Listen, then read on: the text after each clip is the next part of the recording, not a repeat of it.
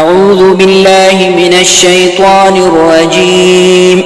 بسم الله الرحمن الرحيم. الحمد لله الذي أنزل على عبده الكتاب ولم يجعل له عوجا قيما لينذر بأسا شديدا من لدنه ويبشر المؤمنين الذين يعملون الصالحات أن لهم أجرا حسنا ماكثين فيه أبدا وينذر الذين قالوا اتخذ الله ولدا ما لهم به من علم ولا لآبائهم كبرت كلمة تخرج من أفواههم إن يقولون إلا كذبا فلعلك باخع نفسك على آثارهم إن لم يؤمنوا بهذا الحديث أسفا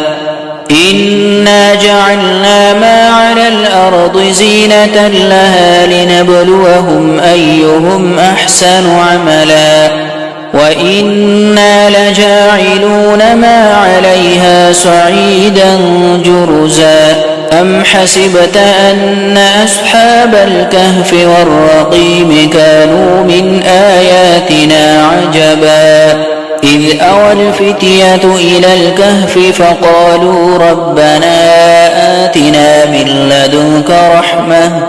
وهيئ لنا من أمرنا رشدا فضربنا على آذانهم في الكهف سنين عددا ثم بعثناهم لنعلم أي الحزبين أحصى لما لبثوا أمدا نحن نقص عليك نبأهم بالحق إنهم فتية آمنوا بربهم وزدناهم هدى وربطنا على قلوبهم إذ قاموا فقالوا ربنا رب السماوات والأرض لن ندعو من دونه إلها لقد قلنا إذا شططا هؤلاء قومنا اتخذوا من دونه آلهة لولا يأتون عليهم بسلطان بين فمن أظلم ممن افترى على الله كذبا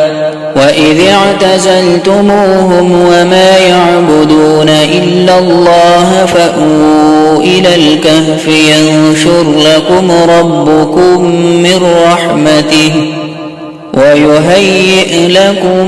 من أمركم مرفقا وترى الشمس إذا طلعت تزاور عن كهفهم ذات اليمين وإذا غربت تقرضهم ذات الشمال وهم في فجوة منه ذلك من آيات الله من يهد الله فهو المهتد ومن يضلل فلن تجد له وليا مرشدا وتحسبهم أيقاظا وهم رقود ونقلبهم ذات اليمين وذات الشمال وكلبهم باسط ذراعيه بالوصيد لو اطلعت عليهم لوليت منهم فرارا ولملئت منهم رعبا وكذلك بعثناهم ليتساءلوا بينهم قال قائل منهم كم لبثتم قالوا لبثنا يوما أو بعض يوم قالوا ربكم أعلم بما لبثتم فابعثوا أحدكم بورقكم هذه إلى المدينة فلينظر أيها أزكى طعاما فليأتكم برزق منه وليتلطف ولا يشعرن بكم أحدا إنهم إن يظهروا عليكم يرجموكم أو يعيدوكم في ملتهم ولن تفلحوا إذا أبدا وكذلك أعثرنا عليهم ليعلموا أن وعد الله حق وأن الساعة لا ريب فيها إذ يتنازعون بينهم أمرهم فقالوا ابنوا عليهم بنيانا ربهم أعلم بهم قال الذين غلبوا على أمرهم لنتخذن عليهم مسجدا سيقولون ثلاثة رابعهم كلبهم ويقولون خمسة سادسهم كلبهم رجما بالغيب ويقولون سبعة وثامنهم كلبهم قل ربي أعلم بعدتهم ما يعلمهم إلا قليل فلا تمار فيهم إلا مراء ظاهرا ولا تستفت فيهم منهم أحدا ولا تقولن لشيء إني فاعل ذلك غدا إلا أن يشاء الله واذكر ربك إذا نسيت وقل عسى أن يهديني ربي لأقرب من هذا رشدا ولبثوا في كهفهم 300 سنين وازدادوا 9 قل الله أعلم بما لبثوا له غيب السماوات والأرض أبصر به وأسمع ما لهم من دونه من ولي ولا يشرك في حكمه أحدا واتل ما أوحي إليك من كتاب ربك لا مبدل لكلماته ولن تجد من دونه ملتحدا واصبر نفسك مع الذين يدعون ربهم بالغداة والعشي يريدون وجهه ولا تعد عيناك عنهم تريد زينة الحياة الدنيا ولا تطع من أغفلنا قلبه عن ذكرنا واتبع هواه وكان أمره فرطا وقل الحق من ربكم فمن شاء فليؤمن ومن شاء فليكفر إنا أعتدنا للظالمين نارا أحاط بهم سرادقها وإن يستغيثوا يغاثوا بماء كالمهل يشوي الوجوه بئس الشراب وساءت مرتفقا إن الذين آمنوا وعملوا الصالحات إنا لا نضيع أجر من أحسن عملا أولئك لهم جنات عدن تجري من تحتهم الأنهار يحلون فيها من أساور من ذهب ويلبسون ثيابا خضرا من سندس واستبرق متكئين فيها على الأرائك نعم الثواب وحسنت مرتفقا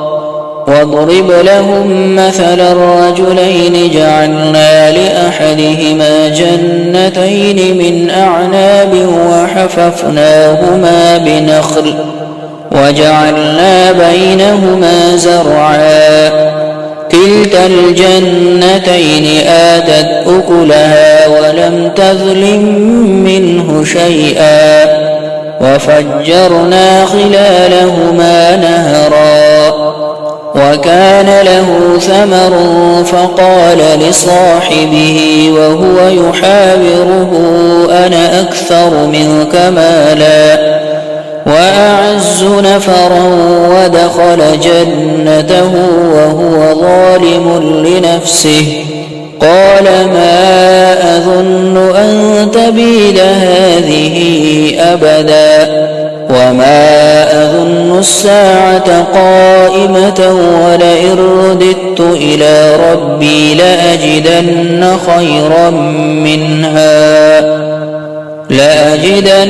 خيرا منها منقلبا قال له صاحبه وهو يحاوره أكفرت بالذي خلقك من تراب ثم من نطفة ثم سواك رجلا لكن هو الله ربي ولا أشرك بربي أحدا ولولا إذ دخلت جنتك قلت ما شاء الله لا قوة إلا بالله إن ترني أنا أقل منك مالا وولدا فعسى ربي أن يؤتيني خيرا من جنتك ويرسل عليها حسبانا من السماء فتصبح صعيدا زلقا أو يصبح ماؤها غورا فلن تستطيع له طلبا وأحيط بثمره فأصبح يقلب كفيه على ما أنفق فيها وهي خاوية على عروشها ويقول يا ليتني لم أشرك بربي أحدا ولم تكن له فئة ينصرونه من دون الله وما كان منتصرا هنالك الولاية لله الحق هو خير ثوابا وخير عقبا واضرب لهم مثل الحياة الدنيا كماء إن أنزلناه من السماء فاختلط به نبات الأرض فأصبح هشيما تذروه الرياح وكان الله على كل شيء مقتدرا المال والبنون زينة الحياة الدنيا والباقيات الصالحات خير عند ربك ثوابا وخير أملا ويوم نسير الجبال وترى الأرض بارزة وحشرناهم فلم نغادر منهم أحدا وعرضوا على ربك صفا لقد جئتمونا كما خلقناكم أول مرة بل زعمتم أن لن نجعل لكم موعدا ووضع الكتاب فترى المجرمين مشفقين مما فيه ويقول يا ويلتنا ما لهذا الكتاب لا يغادر صغيرة ولا كبيرة إلا أحصاها ووجدوا ما عملوا حاضرا ولا يظلم ربك أحدا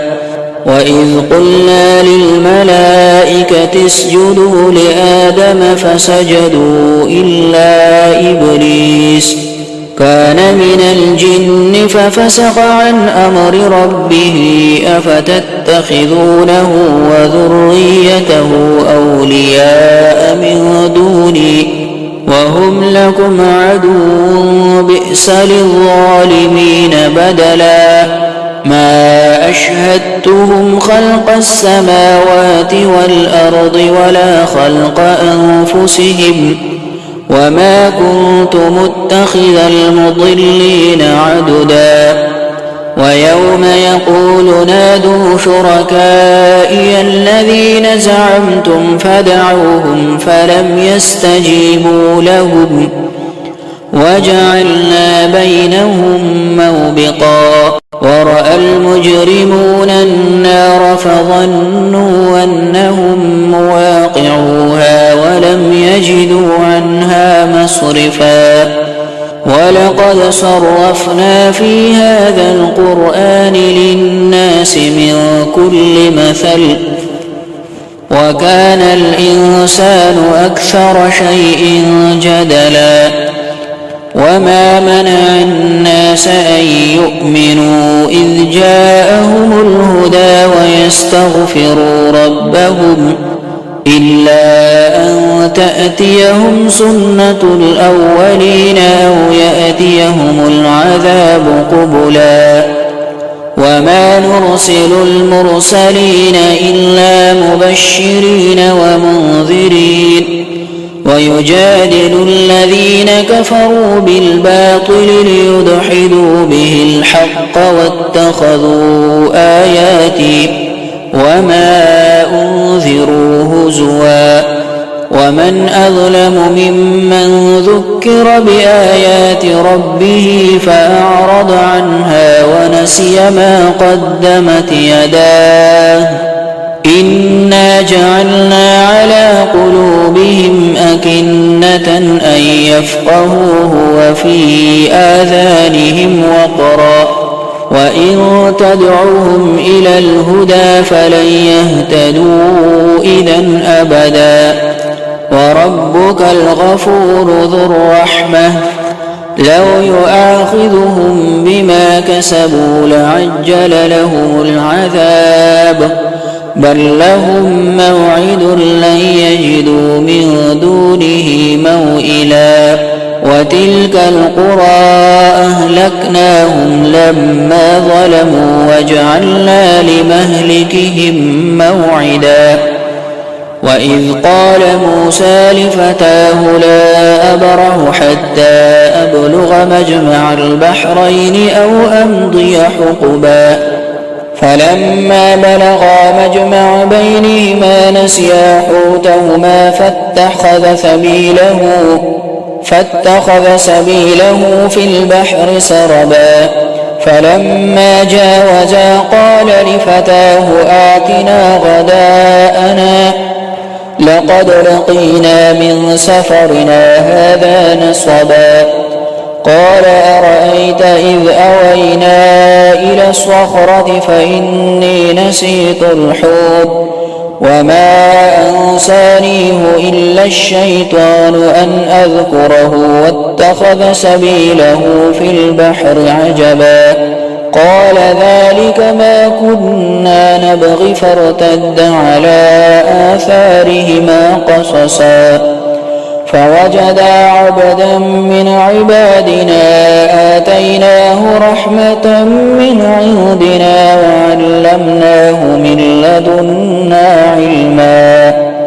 قال له موسى هل أتبعك على أن تعلمني مما علمت رشدا قال إنك لن تستطيع معي صبرا وكيف تصبر على ما لم تحط به خبرا قال ستجدني إن شاء الله صابرا ولا أعصي لك أمرا قال فإن اتبعتني فلا تسألني عن شيء حتى أحدث لك منه ذكرا فانطلقا حتى إذا ركبا في السفينة خرقها قال أخرقتها لتغرق أهلها لقد جئت شيئا إمرا قال ألم أقل إنك لن تستطيع معي صبرا قال لا تؤاخذني بما نسيت ولا ترهقني من أمري عسرا فانطلقا حتى إذا لقيا غلاما فقتله قال أقتلت نفسا زكية بغير نفس لقد جئت شيئا نكرا قال ألم أقل لك إنك لن تستطيع معي صبرا قال إن سألتك عن شيء بعدها فلا تصاحبني قد بلغت من لدني عذرا فانطلقا حتى إذا أتيا أهل قرية استطعما أهلها فأبوا أن يضيفوهما فوجدا فيها جدارا يريد أن ينقض فأقامه قال لو شئت لاتخذت عليه أجرا قال هذا فراق بيني وبينك سأنبئك بتأويل ما لم تستطع عليه صبرا أما السفينة فكانت لمساكين يعملون في البحر فأردت أن أعيبها وكان وراءهم ملك يأخذ كل سفينة غصبا وأما الغلام فكان أبواه مؤمنين فخشينا أن يرهقهما طغيانا وكفرا فأردنا أن يبدلهما ربهما خيرا منه زكاة وأقرب رحما وأما الجدار فكان لغلامين يتيمين في المدينة وكان تحته كنز لهما وكان أبوهما صالحا فأراد ربك أن يبلغا أشدهما ويستخرجا كنزهما رحمة من ربك وما فعلته عن أمري ذلك تأويل ما لم تسطع عليه صبرا ويسألونك عن ذي القرنين قل سأتلو عليكم منه ذكرا إنا مكنا له في الأرض وآتيناه من كل شيء سببا فأتبع سببا حتى إذا بلغ مغرب الشمس وجدها تغرب في عين حمئة ووجد عندها قوما قلنا يا ذا القرنين إما أن تعذب وإما أن تتخذ فيهم حسنا قال أما من ظلم فسوف نعذبه ثم يرد إلى ربه فيعذبه عذابا نكرا وأما من آمن وعمل صالحا فله جزاء الحسنى وسنقول له من أمرنا يسرا ثم أتبع سببا حتى إذا بلغ مطلع الشمس وجدها تطلع على قوم لم نجعل لهم من دونها سترا كذلك وقد أحطنا بما لديه خبرا ثم أتبع سببا حتى إذا بلغ بين السدين وجد من دونهما قوما لا يكادون يفقهون قولا قالوا يا ذا القرنين إن يأجوج ومأجوج مفسدون في الأرض فهل نجعل لك خرجا على أن تجعل بيننا وبينهم سدا قال ما مكني فيه ربي خير فأعينوني بقوة أجعل بينكم وبينهم ردما آتوني زبر الحديد حتى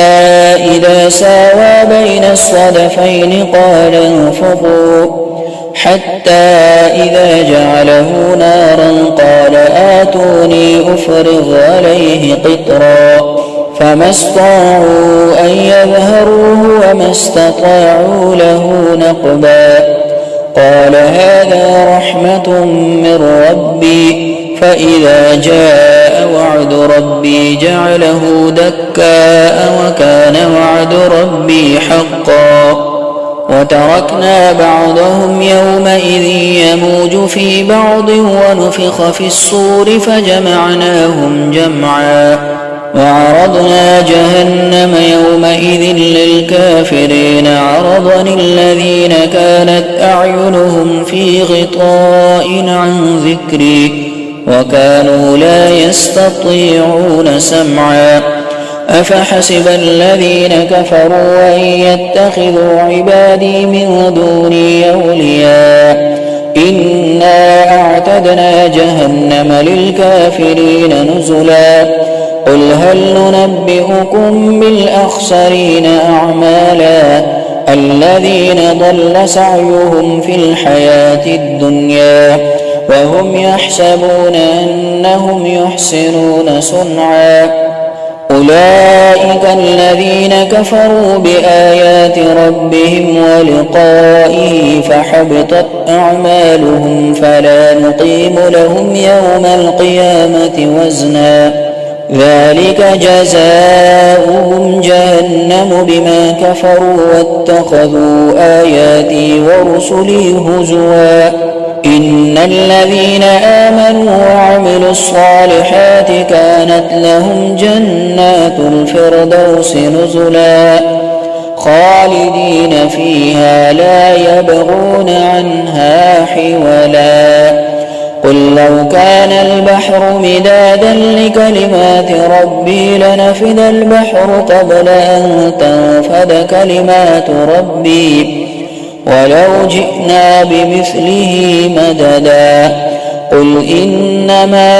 أنا بشر مثلكم يوحى إلي أنما إلهكم إله واحد